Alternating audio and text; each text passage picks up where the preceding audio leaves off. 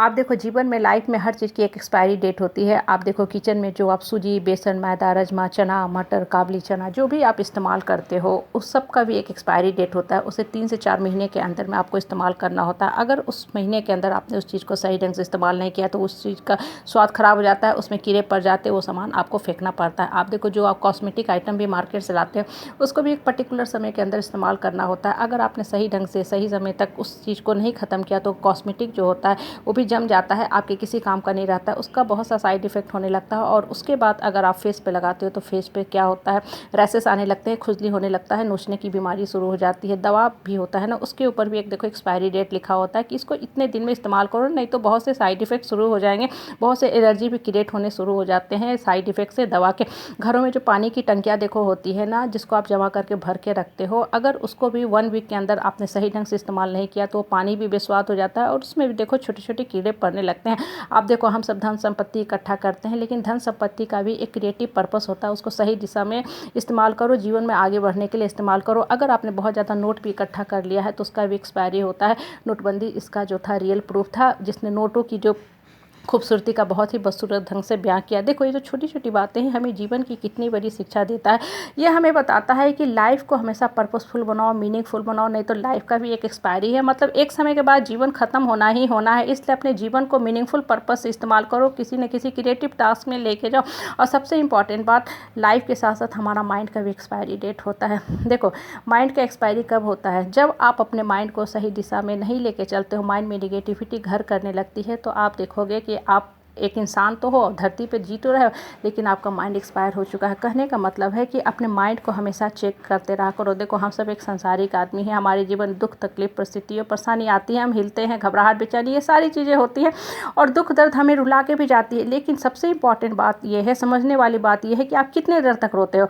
हर दुख का एक टाइम होता है, उसका भी एक्सपायरी होता है, उससे आप निकलने का कोशिश करो। लेकिन अगर आपके दिमाग में सिर्फ और सिर्फ दुख दर्द निगेटिव बातें दौड़ते भागते रहती है हर समय 24/7 365 डेज, तब समझ लो कि आपका माइंड जो है एक्सपायर होने वाला है। और माइंड की एक्सपायरी चेक करने का सबसे सही तरीका है वो ये है, वो ध्यान से सुनो। आपको हमेशा घबराहट बेचैनी, उल्टी सर दर्द, भूख ना लगना, नींद ना आना, आपका जीभ का स्वाद बदल जाना, आपकी बॉडी में तेजाब बन रहा है, आपका जो मन है हमेशा खराब रहता है, तो समझ जाओ कि आप बहुत बुरे स्थिति से गुजरने वाले हो। अब आपको बहुत ही सजग हो जाने की ज़रूरत है, मतलब एकदम जाग जाने की ज़रूरत है। आपके जीवन को उठाने के लिए आपको बहुत ही हार्ड वर्क करने की ज़रूरत है, नहीं तो क्या होगा कि आपका माइंड एक्सपायर होता जाएगा तो आपका जीवन जो है वो भी खराब होता जाएगा। बहुत से लोग जो होते हैं समय पे नहीं जागते हैं और अपने पूरे जीवन को खराब करके जाते हैं और साथ के साथ अपने परिवार, अपने बच्चों को भी जीवन जो है कष्ट में डाल के ख़त्म कर देते हैं। इसलिए हमेशा अपने माइंड को चेक करते रहो कि हमारे माइंड में क्या चल रहा है। देखो आप जिस समाज में, परिवार में, परिवेश में रहते हैं, हम सब एक सोशल सर्किट से बंधे होते हैं, रिलेशनशिप से बंधे होते हैं और रिलेशनशिप निभाना भी चाहिए। लेकिन रिलेशनशिप निभाने का मतलब ये नहीं है कि आप लोगों को इतनी छूट दे दो कि लोग आपको डराना धमकाना शुरू कर दे। और देखो मन दुख में कब रहता है, एक इंसान क्यों कुंठित रहता है, जब 4 लोग एक आदमी के ऊपर चढ़ के रहते हैं, अपनी गलत बातें बोलते हैं, गलत बातें मनवाने का कोशिश करते हैं, तो आप कुछ बोल तो नहीं पाते हो लेकिन अंदर से हमेशा कुंठित रहते हो। मतलब माइंड में 2 तरह के थॉट्स चलते रहते हैं कि आखिर हम कब तक बर्दाश्त करें, क्यों लोगों की बात सुनते जाए, क्यों हम इतना डर के, सहम के, गिर के, माफ़ी मांग के हर समय कॉम्प्रोमाइज करके रह रहे हैं। ये सारी बातें जो होती है ना आपके आत्मबल को कमज़ोर करने का काम करती है और आप एक मजबूर इंसान होकर जीना शुरू करते हैं। इसलिए हमेशा अपने मन के अंदर पॉजिटिव बात डालो, अपने आत्मबल को मजबूत बनाने का कोशिश करो। अगर आपने आत्मबल को मजबूत बनाना शुरू कर दिया ना तो ये जो बेकार की लोगों की जो काली फीली बातें होती हैं ना उससे आप परेशान नहीं होगे। और सबसे इम्पॉर्टेंट बात हो कि अपने माइंड के, लाइफ के करता धरता खुद बनो।